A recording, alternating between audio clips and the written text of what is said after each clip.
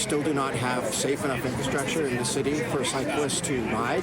Cyclists gathered at the Vancouver Art Gallery for a memorial ride for the cyclist who was hit by a dump truck that ended his life earlier this week in downtown Vancouver. And I'm sure the man that was driving the truck is mortified.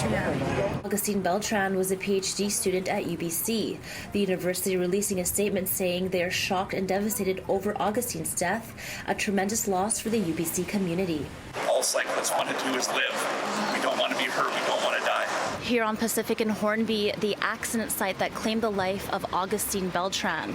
This is the first stop of the Memorial Cyclist Ride. Riders want safer streets and for drivers to be more conscious of cyclists on the road. And protected lanes for cyclists as many places as possible.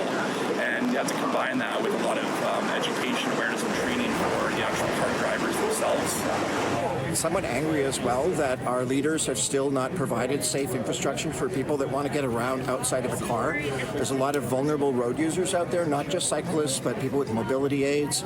And our environment and our cities are very much designed just to prioritize driver convenience above all else. And that needs to change, or we're going to keep seeing tragedies like this. Certainly enforcing traffic laws, speed limits, stop signs, everything. Those are things that will help, but I think a lot of it is better infrastructure for cyclists, so they're separated from traffic. As for Beltran's accident, the dump truck that killed him did not have any protective barriers that may have prevented his death. Which again, the federal government in Canada has refused to do. That has been done elsewhere in the world. It's side guards along the trailer of the truck itself. It prevents people from being swept underneath a truck trailer where a driver would not necessarily be aware that is happening. Again, this is the reality of the law in many other places in the world, but the federal government in Canada has refused to mandate it. The memorial ride continued from the intersection of the accident to Stanley Park.